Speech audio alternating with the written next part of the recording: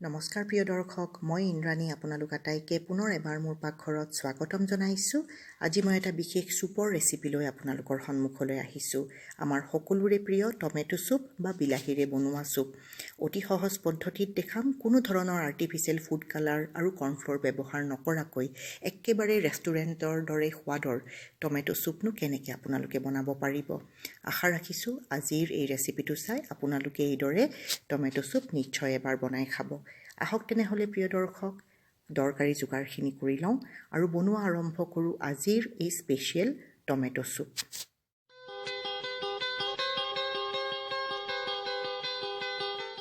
প্ৰিয় দৰ্শক, আহক তেনেহ'লে টমেটো চুপ বা বিলাহীৰ চুপ বনোৱা আৰম্ভ কৰোঁ। কেৰাহীখন গৰম কৰি লৈ সৰু চামুচেৰে এচামুচ ৰিফাইণ্ড অইল ঢালি দিলোঁ, যাতে বাটাৰ দিয়াৰ লগে লগে বাটাৰখিনি জ্বলি নাযায়। সৰু চামুচেৰে এচামুচ বাটাৰ দি দিছোঁ। বাটাৰখিনি মেল্ট হোৱাৰ লগে লগে আধা চামুচ নহৰু বটা আৰু আধা চামুচ আদা বটা ইয়াতে যোগ কৰি দিছোঁ। গেছৰ ফ্লেমটো মিডিয়াম টু লোত ৰাখি 5 পৰা 10 ছেকেণ্ড সময় আদা নহৰু বটাখিনি ভালদৰে ভাজি ল'ম, যাতে ইয়াৰে পৰা কেঁচা ভাৱখিনি নোহোৱা হৈ যায় আৰু সুন্দৰভাৱে এটা গোন্ধ ওলায়। আদা নহৰুখিনি ভালদৰে ভাজি যোৱাৰ লগে লগে কাটি থোৱা বিলাহীখিনি ইয়াতে মই যোগ কৰিছোঁ। মই ডাঙৰ বিলাহী 4টা লৈছোঁ আৰু এইদৰে ডাঙৰ ডাঙৰকৈ টুকুৰাবোৰ কাটি লৈছোঁ। সৰু সৰুকৈ মিহি টুকুৰা কৰাৰ কোনো দৰকাৰ নাই। আৰু এতিয়া জোখমতে নিমখ দিছোঁ, ভালদৰে মিলাই দিম। আৰু বিলাহী ভাল কোৱালিটিৰ ল'ব, পকা বিলাহী ল'ব, কেঁচা বিলাহী যাতে একেবাৰে নলয়, সুন্দৰভাৱে পকা ৰঙা বিলাহী। আৰু এতিয়া 5 মিনিটৰ কাৰণে ঢাকন দি বিলাহীখিনি সিজিবলৈ থলোঁ। গেছৰ ফ্লেমটো মিডিয়ামতে ৰাখিছোঁ। 5 মিনিট পিছত ঢাকন খুলি দেখাইছোঁ। সুন্দৰভাৱে বিলাহীখিনি সিজি আহিছে। বিলাহীৰ চুপ বনাওঁতে যাতে লগে লগে পানী দি নিদিয়ে, এইদৰে বিলাহীখিনি কিছু সময় ভালদৰে নিজৰে ৰসত সিজিবলৈ দিব। তেতিয়া বিলাহীৰ যিটো চুপ বনাব আপোনালোকে, টেষ্টটো বহুত বেছি ভাল হ'ব। এইখিনি এতিয়া চাওক, বিলাহীখিনি খুব ভালদৰে সিজিছে। হেতাখনেৰে মই পিটিকি দিছোঁ, আপোনালোকে চাব পাৰিছে সুন্দৰভাৱে সিজিছে। এইদৰে বিলাহীখিনি ভালদৰে পিটিকি লোৱাৰ পিছত আধা চামুচ জালুকৰ গুড়ি দিছোঁ। বিলাহীৰ চুপত জালুকৰ গুড়ি নিশ্চয় দিব, খাই টেষ্টটো বৰ বঢ়িয়া পাব। এইখিনি খুব ভালদৰে লৰাচৰা কৰি দি পুনৰবাৰ 5 মিনিট এইখিনি ঢাকন মাৰি সিজিবলৈ থলোঁ। 5 মিনিট পিছত দেখাই দিছোঁ, সুন্দৰভাৱে বিলাহীখিনি ভজা গৈছে আৰু বেছি সময় ইয়াক সিজাই থকাৰ দৰকাৰ নাই। এতিয়া আমি পানী যোগ কৰিম। মই এতিয়া 2 কাপ পানী ইয়াতে যোগ কৰিছোঁ। মই 2জনৰ কাৰণে বিলাহীৰ চুপ বনাইছোঁ, গতিকে 2 কাপ পানী যোগ কৰিছোঁ আৰু 2 কাপ পানীত 4টা বিলাহী। এইদৰে কৰিলে আপোনালোকে কোনো ধৰণৰ কৰ্ণফ্ল'ৰ ব্যৱহাৰ নকৰাকৈয়ে গোটা বিলাহীৰ চুপ বনাব পাৰিব। নহ'লে কেতিয়াবা কেনেকুৱা হ'ব, বিলাহীত যদি পানী বেছি হৈ যায়, আপোনালোকে কৰ্ণফ্ল'ৰ দিব লগা দৰকাৰ হৈ যায়। গতিকে আজি কৰ্ণফ্ল'ৰ নিদিয়াকৈ বিলাহীৰ চুপ বনাম, বৰ বঢ়িয়া হ'ব। মই এচামুচ চেনি দি দিছোঁ। কেতিয়াবা বিলাহী অকণমান টেঙেচীয়া ভাৱ থাকে, গতিকে চুপ বনাওঁতে অকণমান মিঠা ভাৱটো থাকিলে ভাল লাগে। গতিকে সৰু চামুচেৰে এচামুচ চেনি দিছোঁ। ভালদৰে লৰাচৰা কৰি দি পুনৰবাৰ 5 মিনিট ঢাকন দি এইখিনি সিজাই ল'লোঁ।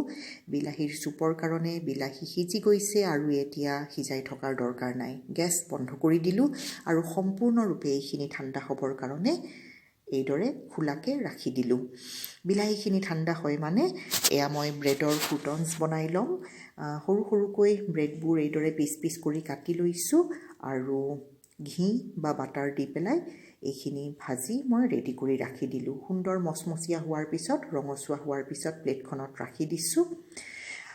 ক্ৰুটনছ ৰেডি কৰা হৈ গ'ল মানে বিলাহীখিনি সুন্দৰভাৱে ঠাণ্ডা হৈ পৰিছে। এতিয়া গ্ৰাইণ্ডিং জাৰটোত বিলাহীখিনি মই ঢালি দিছোঁ আৰু এতিয়া এইখিনি সুন্দৰভাৱে মই গ্ৰাইণ্ড কৰি জুচ বনাই ল'লোঁ, একেবাৰে মিহিকৈ। আৰু মিহিকৈ কৰিছোঁ যদিও মই চেকনিৰে চেকি লৈছোঁ, নহ'লে কেতিয়াবা অকণমান বাকলি থাকে বা গুটিও থাকিব পাৰে। এইদৰে আপোনালোকেও চেকি বনাব, তেতিয়া চুপ একেবাৰে ৰেষ্টুৰেণ্ট ষ্টাইলৰ স্মুথ চুপ হ'ব। এইখিনি এতিয়া হেতাখনেৰে একদম খুব ভালদৰে মঠি দিছোঁ মই, যাতে এক্সট্ৰা অকণো ইয়াতে জুচ থাকি নাযায়। এইদৰে আপোনালোকেও নিশ্চয় কৰিব। আৰু এইদৰে চেকনিখনৰ তলৰ অংশত যি লাগি ধৰিছে, এয়াও মই হেতাখনেৰে লগাই দিলোঁ।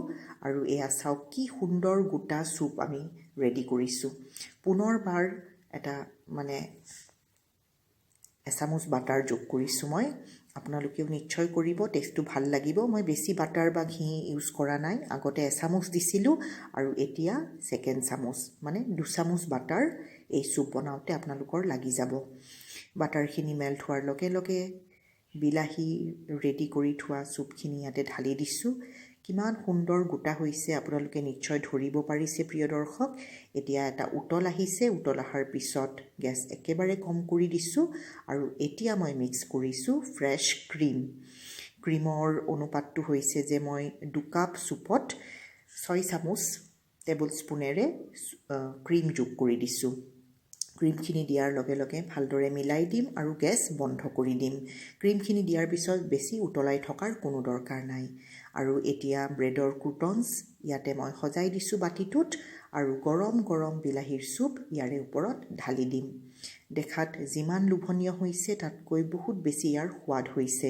এই ঠাণ্ডাৰ দিনত গৰম গৰম ক্ৰীম দিয়া বিলাহীৰ চুপ বনাই নিশ্চয় খাব প্ৰিয় দৰ্শক আৰু সাৰ্ভ কৰাৰ আগে আগে এচামুচ ক্ৰীম ইয়াতে সজাই দিম ইয়াত দেখাটো ধুনীয়া লাগিব আৰু খাই টেষ্টটো বৰ বঢ়িয়া পাব একেবাৰে ৰেষ্টুৰেণ্ট ষ্টাইল নহয়নে প্ৰিয় দৰ্শক বহুতেই বিলাহীৰ চুপত ৰং দিয়ে আৰ্টিফিচিয়েল কালাৰ ব্যৱহাৰ কৰে বা গোটা কৰিবৰ কাৰণে কৰ্ণফ্ল'ৰ ব্যৱহাৰ কৰে আপোনালোকৰ চকুৰ সন্মুখতে মই আজি বনাই দেখালোঁ গৰম গৰম বিলাহীৰ চুপ একেবাৰে ঘৰুৱা ষ্টাইলত প্ৰিয় দৰ্শক আশা ৰাখিলোঁ ৰেচিপিটো চাই আপোনালোকে ভাল পাইছে বুলি আৰু অতি সোনকালে ক্ৰীম দি এইদৰে বিলাহীৰ চুপ বনাই এবাৰ নিশ্চয় খাই চাব খাই কেনেকুৱা পালে কমেণ্ট এটা কৰি জানিবলৈ মোক নিশ্চয় দিব ৰেচিপিটো যদি ভাল পাইছে লাইক আৰু শ্বেয়াৰ কৰিবলৈ নাপাহৰে যেন আজি সময় উলিয়াই আপোনালোকে মোৰ এই ৰেচিপিটো চালে বহুত বহুত ধন্যবাদ পুনৰ লগ পাম অতি সোনকালে আৰু এটা নতুন সুস্বাদু ৰেচিপিৰ সৈতে